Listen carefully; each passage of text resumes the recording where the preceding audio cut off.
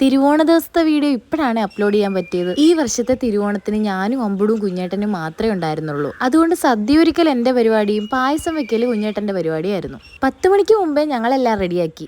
അപ്പോഴേക്കും ചേട്ടൻ്റെ കൂട്ടുകാരെല്ലാം പൂക്കളം കാണാനായിട്ട് വന്നു.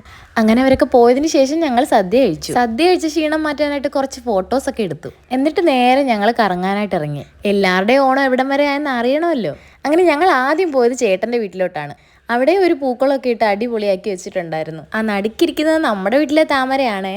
അങ്ങനെ കുറച്ചു നേരം ഞങ്ങൾ ഓണവിശേഷങ്ങളൊക്കെ പങ്കിട്ടു. അമ്പുട് പിന്നെ ഇവിടെ എത്തിക്കഴിഞ്ഞാൽ ഭയങ്കര ഹാപ്പിയാണ്. അങ്ങനെ ഇരിക്കുമ്പോഴാണ് കണ്ണൻ കുറച്ച് പടക്കമൊക്കെ ആയിട്ട് വന്നത്.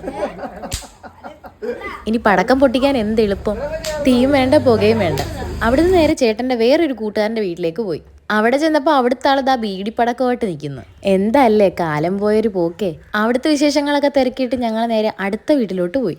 അവിടെ എത്തിയപ്പോൾ ചേട്ടൻ്റെ എല്ലാ കൂട്ടുകാരും അവിടെ ഉണ്ടായിരുന്നു. ഏറ്റവും വലിയ പൂക്കളം അവിടുത്തെ ആയിരുന്നു. സിറ്റ് ഔട്ട് ഫുള്ള് നിറഞ്ഞു നിൽക്കുമായിരുന്നു ആ പൂക്കളം. അമ്പളൂനെ കണ്ടപ്പോൾ തന്നെ കുറച്ച് ഉപ്പേരിയൊക്കെ ആയിട്ട് അവിടുത്തെ അമ്മ വന്നു. പിന്നീട് കുറച്ച് ഊഞ്ഞാലൊക്കെ ആടി. കുറച്ചു നേരം ഞങ്ങൾ അവിടെ ചെലവഴിച്ചിട്ട് നേരെ എൻ്റെ വീട്ടിലോട്ട് പോയി.